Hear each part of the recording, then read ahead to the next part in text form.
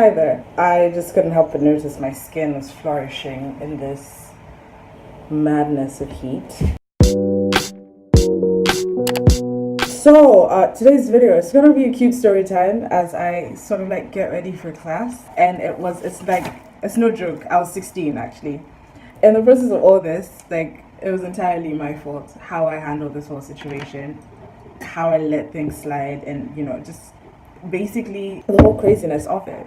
So I was 16. I was still doing my GCSE exams. It was that period. I had one exam left. So before that last exam, there was this BTEC concert to showcase all the work that they've been doing throughout the year, sort of like an end of year project.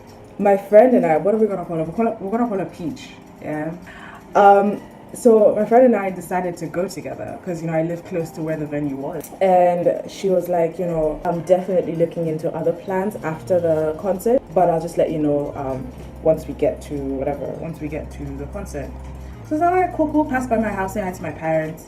I'll talk to them about plans after, see if they're down for that. Because I thought because I'm in an IGCSE school, I have one exam left, there's not much to do. I just like, I'm in it. I'm just like, yeah, this weekend's gonna be lit. So on Tuesday morning, I sent the text to my dad. I sent him a screenshot of the concert poster, times that we're gonna be there, what's gonna happen after.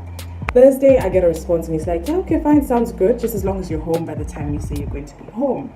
Mind you guys, I've never been out like proper alone before, right? Club burn, extravaganza festival, all these like cool things were happening, but I never used to go for them. So I was like, yeah, this weekend is the weekend for it, yeah. Saturday morning comes through. I'm so excited. I'm just like, yeah, jeans and a top, like very simple shit.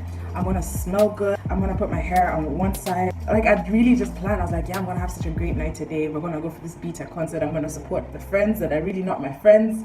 Saturday evening comes through. Peach comes through. And she's like, yeah, there's been a slight change of plans. I don't think we're going for the BTEC concert. And I'm like, why not? Like, my dad's ready to even drop us off and like, save us the trouble of actually going there ourselves. He wants to see the environment, sort of meet the teachers and all that good stuff. She's like, yeah, my friend is coming through and he wants to take us out.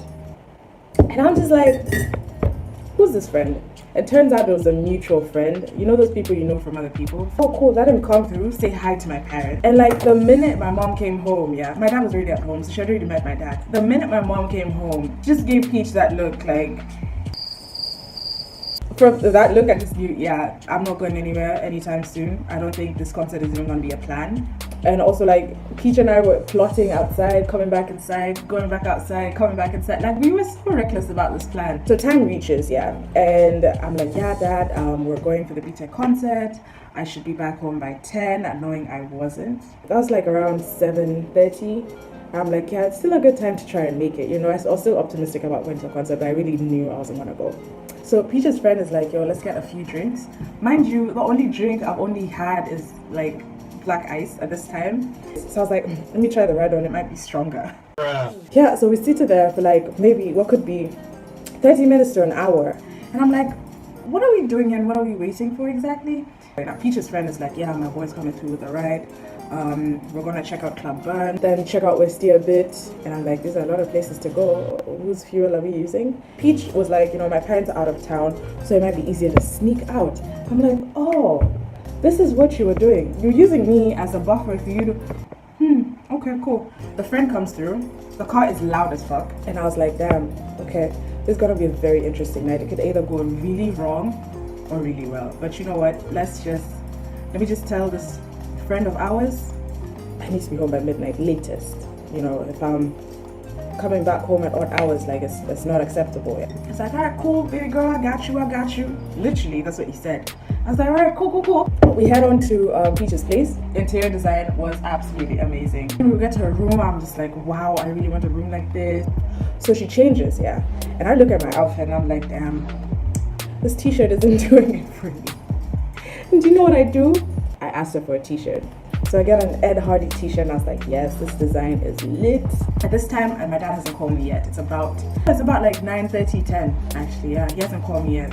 When your parents give you that benefit of the doubt of, yeah, I know you're gonna be home at the right time. Getting to Club Burn, there was an event going on. Couldn't get in because I wasn't 18, obviously. Peach's friend helped us get in. So we got in and we're like, oh damn, we don't have drinks. Peach's friend has friends in VIP. We get into VIP. Let me tell you, my first outing experience, like proper outing experience, it was pretty amazing, but the repercussions and the situations I put myself in were not necessarily the best. So we get into the VIP section, drinks. First time trying whiskey, and I said, I love this shit. I love it so much. Damn. We leave Club Burn. We go to the national park because there was another event at the national park. We don't get in, we just pick up a few people and head on to Westlands. Now this time, I think we went to Treehouse or Loft. I don't know what exactly we were going there for, but which was within the same complex, yeah. So like, yeah, cool. Chilling. And my dad starts calling me. Oh. And you and your parents start calling you at wee hours of the night because they're not sleeping. You know, you're in trouble, you know. Where are you? So I'm like, we're still at the concert. I'll be home in 30 minutes. At this time it's almost 1 a.m, right? And I'm like, yo, fam, I need to get back home before I get into trouble because this is gonna be bigger than it should be. My phone goes, what? Dead. And you know, when you're a teenager partying, you don't think about how you know your parents' number offhand until you're in actual trouble. So I was just like, cool, I'll just be asking for the time and reminding them that I need to go home. We get to Westlands now, Electric Avenue, and I'm like, okay fine, this is closer to home now. After this, drop me home. My guy did we not leave Westlands and go all the way to the national park again. Do you know how far that is? I was just like, this is borderline disrespectful now. Like, what are we doing here? He was like, yeah, you know, just relax, you'll get home, don't worry about it. So from the national park, yeah, we get back to Treehouse, and at this time I'm tired, so I'm just like, you know what, whatever happens. I'm gonna play happy-go-lucky here. But the thing is, with me, the curiosity was hitting so hard. I was just like, let me see what happens next now. And Peach's friend gets into a fight in the name of love for her, and I was like, wow, okay, cool, it's time to go home. You know what I mean? Honestly, guys, if I could walk home, I would, but I didn't because I knew there was a car there that could take me home. And the people that left with me in the house should be the ones to drop me home. Do you know what I mean? Little did I know, background events, yeah, were happening. As soon as my phone died, my dad tried calling me. Obviously, nada. Then he called the school, my head of year, Peach's parents, and he called the person who was in charge of the BTEC concert. 7 in the morning comes through. I'm still not home. Seriously? You need to drop me home now. Coming home was the problem now, because I was scared as fuck. So I ring the doorbell and I'm like, yeah, hi dad, how are you? He's like, where have you been? I'm like, a lot of places. Were you intoxicated? Did anything happen to you? I'm like, no, nothing happened. We just went around Nairobi, literally. That's what happened. And he's like, okay, fine, get into the house, go and sleep. Literally, for 5 minutes, like my dad is at bed, 5 minutes. Savannah, I'm going to the living room. So where were you last night? Because I called the concert and they said they didn't even see you there. And I'm like, yeah, well, Peach had a change of plans, and I couldn't tell you about it because, you know, obviously you didn't agree. I'm telling him all the rounds we made. And he's like, with whose car, whose trio, who was driving, why were they driving? Were they intoxicated? Like, he was genuinely concerned about my well-being, but it was from a point of, I want to know this information so I can fuck you up later, you know what I mean? Honestly, guys, I thought I was gonna get beaten, but turns out I didn't. So he just calmly says, you are aware that I called, like, the police, but they said if you haven't been missing for 24 hours, then it's not valid. I'm like, damn. Guys, this is the beginning of my, like, you know, rebellious phase. He's like, okay then, cool, go and sleep. I sleep for like, what, 4 or 5 hours? Around 3 p.m, I'm being called again. Who do I see in the living room?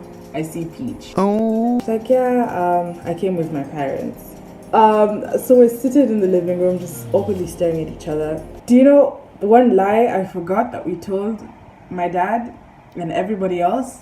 Is that Peach's friend was Peach's older brother. So her mom comes and she's like, oh, you know, I heard that I have an older child. I happen to have not met my son. I was like, this bitch is actually being sarcastic at this time.